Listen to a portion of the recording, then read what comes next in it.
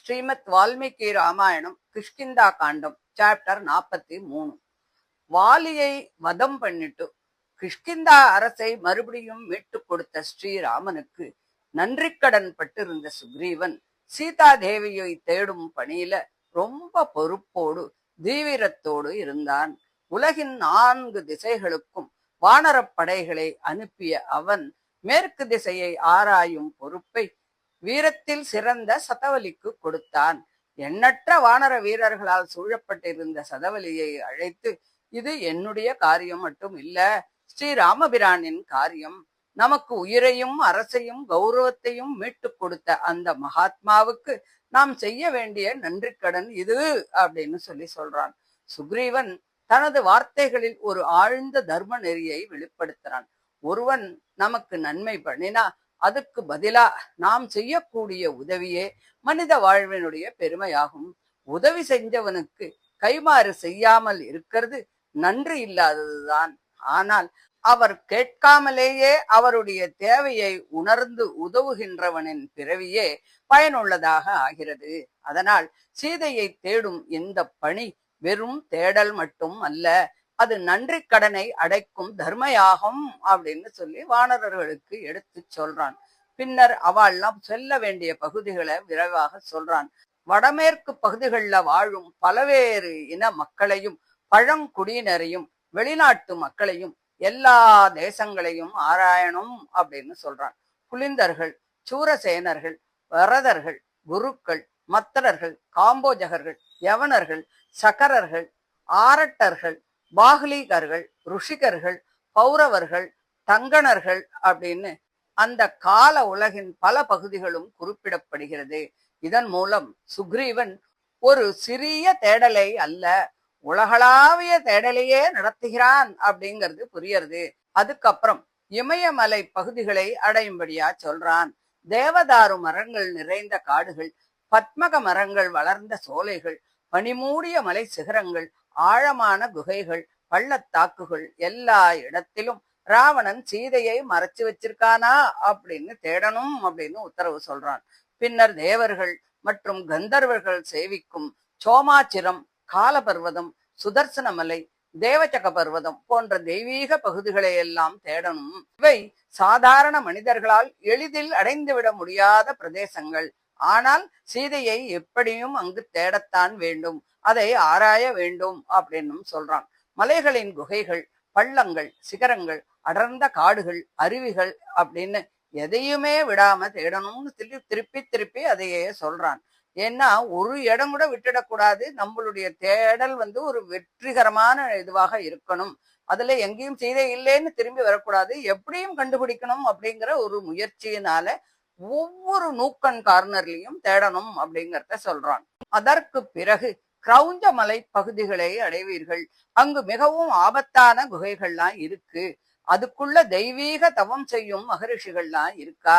அவர்களையெல்லாம் வணங்கி பணிவோடு சீதையை பற்றிய தகவல் ஏதும் கிடைக்குமான்னு கேட்கணும். இதன் மூலம் வலிமை மட்டுமல்ல, பணிவும் தேடுறவாளுக்கு ரொம்ப முக்கியம் அப்படிங்கிறத அறிவுறுத்தி சொல்றான்.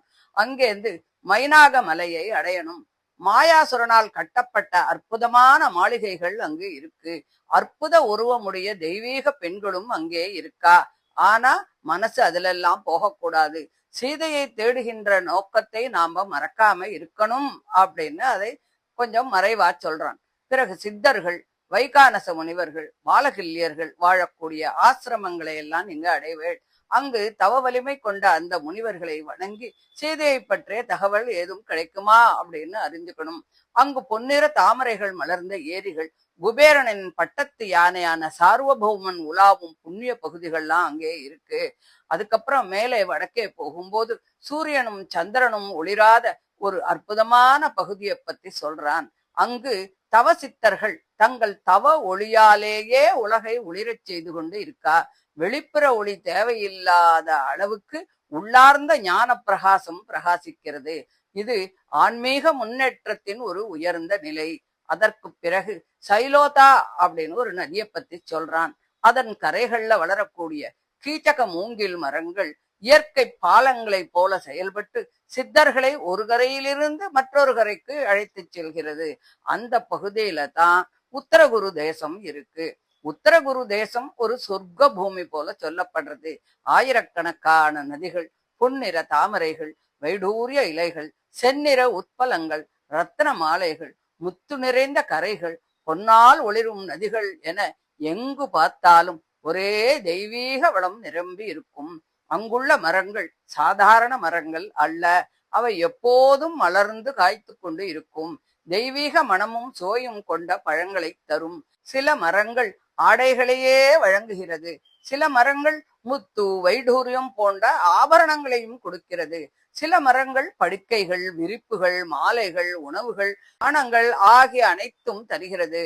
ஆகவே இயற்கையே அங்கு அனைத்து தேவைகளையும் பூர்த்தி செய்கிறது.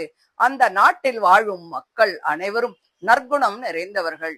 அழகும் இளமையும் கொண்ட பெண்கள், கந்தர்வர்கள், கிண்ணறர்கள், வித்யாதரர்கள், சித்தர்கள் என்று பல தெய்வீக இனத்தவர்கள் அங்கே இருக்கா. அவர்கள் அனைவரும் தர்ம வாழ்வு நடத்துறவா. அங்கு துக்கமே இல்லை, தீய எண்ணம் இல்லை, பொறாமை இல்லை, வெறுப்பு இல்லை. இசை, சிரிப்பு, ஆனந்தம், அன்பு ஆகியவை மட்டுமே நிரம்பி இருக்கிறது. நாளுக்கு நாள் நற்குணங்கள் மட்டுமே வளர்ந்து வருகிறது. இந்த விளக்கம் ஒரு வெறும் புவியியல் விவரிப்பு அல்ல. தர்மமும் புண்ணியமும் நிறைந்த உலகம் எப்படி இருக்கும் என்பதற்கான ஒரு ஆன்மீக படிமம். மனம் தூய்மையாக இருக்கும் போது உலகமே சொர்க்கமாக மாறிவிடும் அப்படிங்கறத இது சொல்றது. அந்த உத்தரகுரு தேசத்தை தாண்டினா வடக்கு பெருங்கடல் வரும். அதன் நடுவுல பொன்னாலான சோமகிரி என்ற மகாமலை இருக்கு.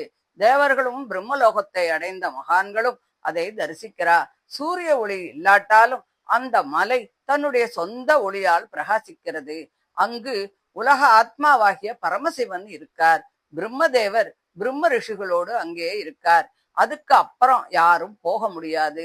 தேவர்களுக்கு கூட எளிதில் அடைய முடியாத பிரதேசம் அது. எனவே அந்த மலை வரை சென்று தரிசித்து விட்டு எல்லோரும் உடனே திரும்பி வரணும் அப்படின்னு சொல்லி சுக்ரீவன் சொல்றான். அதுக்கு அப்புறம் என்ன இருக்கு அப்படிங்கிறது யாருக்கும் தெரியாது. இறுதியாக நான் கூறிய இடங்கள் அனைத்தையும் நன்றாக தேடி பார்க்கணும். நான் கூறாத இடங்கள் இருந்தாலும் உங்கள் அறிவால அங்கே தேடுங்கள். சீதாதேவியை கண்டுபிடிப்பதன் மூலம் ஸ்ரீராமனுக்கு அளவற்ற மகிழ்ச்சி உண்டாகும். அதைவிட எனக்கு மகிழ்ச்சி உண்டாகும்.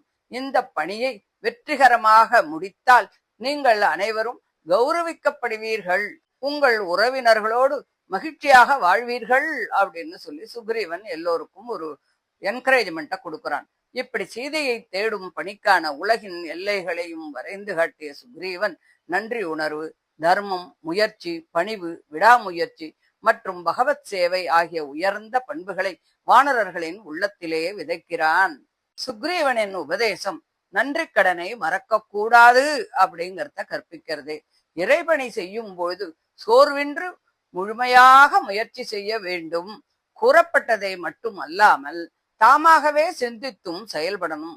பணிவும் விடாமுயற்சியும் வெற்றிக்கு ரொம்ப அவசியம். புண்ணியமும் தர்மமும் நிறைந்த வாழ்க்கை சொர்க்க அனுபவத்தை தரும். உலகின் எல்லைகளை அடைந்தாலும் இறுதியில் தேட வேண்டியது யாரை? பரமாத்மாவைத்தான். ஸ்ரீராமகாரியத்தில் ஈடுபடுவது வாழ்வின் மிக பெரிய பாக்கியம். இறைவனுக்காக செய்யப்படும் ஒவ்வொரு சேவையும் ஒருபோதும் வீணாகாது அப்படின்னு சொல்லி இந்த 43வது அத்தியாயத்தை முடிக்கிறார். தொடர்ந்து 44வது அத்தியாயத்தை அடுத்த ஆடியோல பார்க்கலாம். தேங்க்யூ.